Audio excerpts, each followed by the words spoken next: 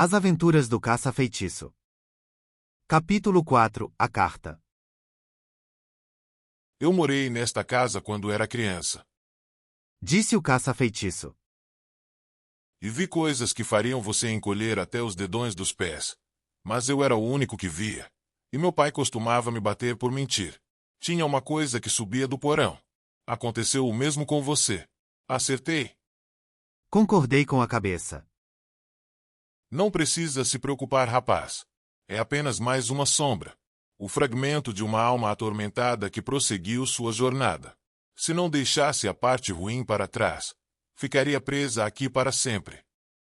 O que foi que ela fez? Perguntei. Minha voz produzindo um eco débil no teto. O caça-feitiço sacudiu a cabeça com ar de tristeza. Era um mineiro com os pulmões tão doentes que não pôde mais trabalhar. Passava os dias e as noites tossindo e tentando respirar, e sua pobre mulher sustentava os dois. Ela trabalhava em uma padaria, infelizmente para ambos, era muito bonita. Não há muitas mulheres em quem se possa realmente confiar e as bonitas são as piores. E para agravar a situação, o marido era ciumento e a doença o deixava amargurado. Uma noite ela voltou do trabalho muito tarde, e ele que não tinha parado de ir à janela e andar para lá e para cá, cada vez mais enraivecido, achou que a mulher estava com outro homem. Quando, finalmente, a mulher chegou, sua fúria era tanta que ele abriu a cabeça dela com um pedaço de carvão. Depois deixou a moribunda estendida no lajeado, e foi para o porão cavar uma sepultura. A mulher ainda estava viva quando ele voltou, mas não conseguia se mexer nem pedir socorro. Esse é o terror que nos invade porque foi o que ela sentiu quando o marido a ergueu nos braços e a levou para o porão escuro. A mulher tinha ouvido o marido cavando. Sabia o que ele ia fazer. Mais tarde, naquela noite, ele se suicidou. É uma história triste, e embora os dois já estejam em paz, a sombra dele continua aqui com as últimas lembranças da mulher, suficientemente fortes para atormentar gente como nós. Vemos coisas que outros não veem, o que é, ao mesmo tempo, uma bênção e uma maldição, mas muito útil em nosso ofício. Estremeci, senti pena da pobre mulher que foi morta, e do mineiro que a matou. Senti pena até do caça-feitiço. Imagine, ter que passar a infância em uma casa assim.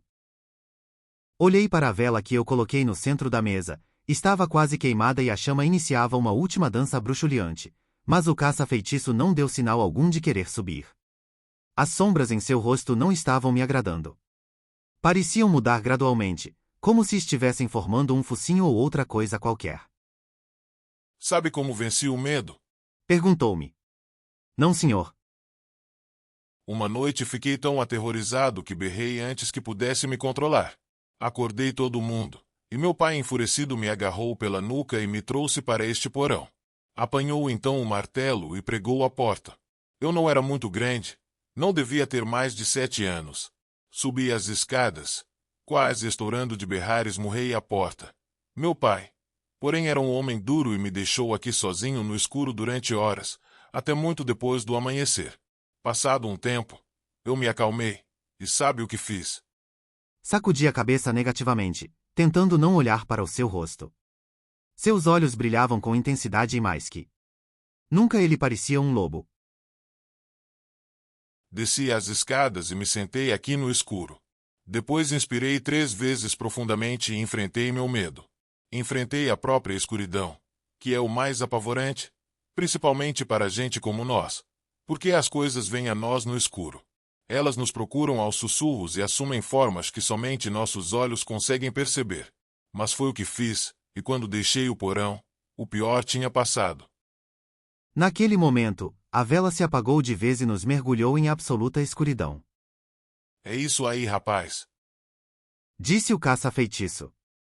Somos apenas você, eu e a escuridão. Acha que é capaz de aguentar? Tem coragem para ser meu aprendiz? Sua voz pareceu diferente, mais grave e estranha. Imaginei-o de 4, pelos lupinos cobrindo seu rosto, os dentes se alongando. Eu tremia e não consegui falar até inspirar profundamente pela 3ª vez. Só então lhe dei a minha resposta. Eram palavras que meu pai sempre repetia quando precisava fazer alguma coisa desagradável ou difícil. Alguém tem que fazer o serviço. Então, é melhor que seja eu. O caça-feitiço deve ter achado graça, porque sua risada encheu o porão e ecoou escada acima, ao encontro do novo trovão que vinha descendo. Há quase 13 anos, Continuou o caça-feitiço. me enviaram uma carta lacrada. Era breve e objetiva e estava escrita em grego. Foi sua mãe quem a mandou. Você sabe o que continha? Não. Respondi baixinho, imaginando o que ouviria a seguir. Acabei de dar à luz um menino. Ela escreveu.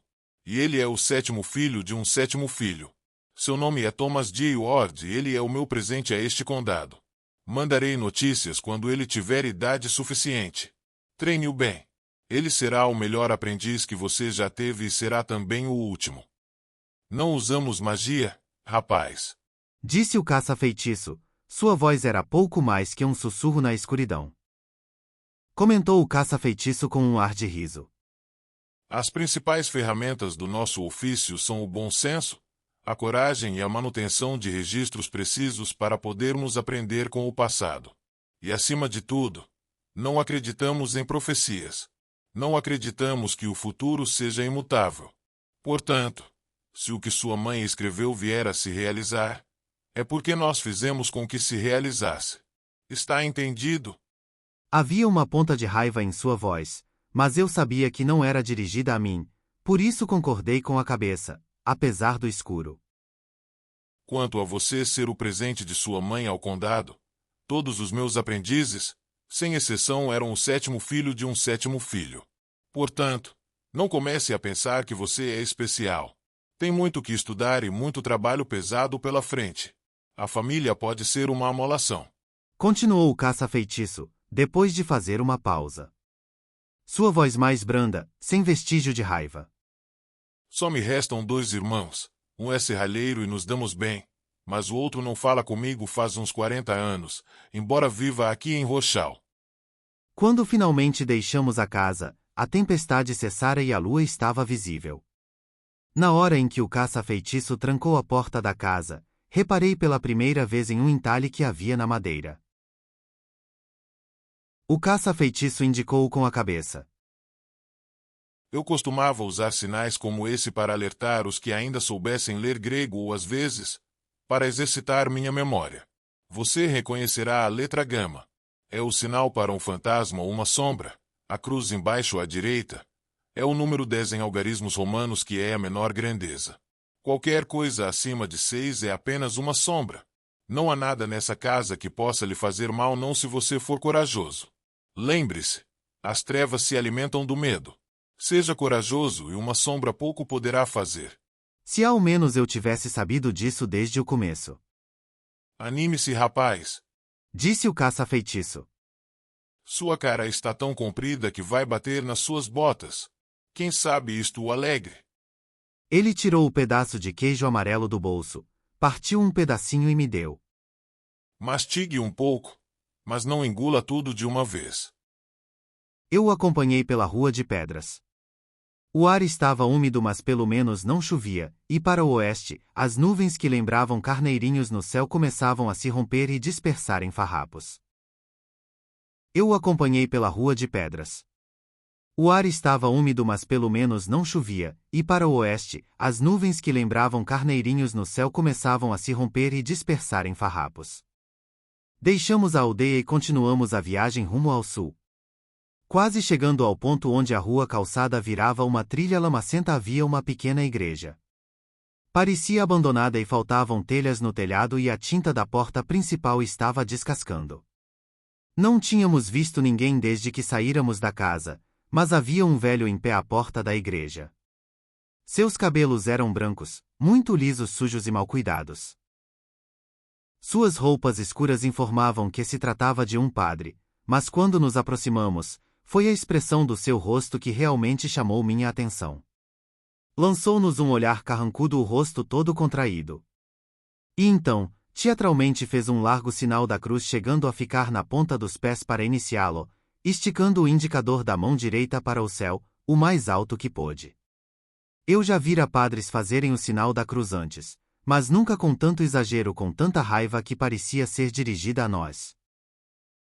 Supus que tivesse algum ressentimento do caça-feitiço ou talvez do trabalho que ele fazia. Eu sabia que seu ofício deixava nervosa a maioria das pessoas, mas nunca vira uma reação igual. Qual é o problema dele? Perguntei, depois que o passamos e já não dava para nos ouvir. Padres! Exclamou o caça-feitiço com rispidez, uma raiva cortante em sua voz. Sabem tudo, mas não veem nada. E aquele ali é o pior. É meu irmão. Gostaria de saber mais, mas tive o juízo de não lhe fazer outras perguntas. Aparentemente havia muito que aprender a respeito do caça-feitiço e seu passado, mas tive a impressão de que eram coisas que ele só me contaria quando bem entendesse. Então, simplesmente acompanhei-o para o sul, carregando a pesada bolsa, e pensando no que minha mãe escrevera na carta. Ela nunca foi de contar vantagem nem de fazer afirmações descabidas. Minha mãe só dizia o que precisava ser dito, portanto, tencionara dizer cada palavra que escrevera. Normalmente ela se ocupava de suas tarefas e fazia o que era necessário. O caça-feitiço me havia dito que não tinha muito o que pudesse ser feito pelas sombras, mas, uma vez, minha mãe a silenciara no Morro do Carrasco. Sendo o sétimo filho de um sétimo filho, eu não era nada especial neste ofício. Essa era a primeira condição para alguém ser aceito como aprendiz do caça-feitiço. Contudo, eu sabia que havia uma coisa que me fazia diferente. Eu também era filho da minha mãe.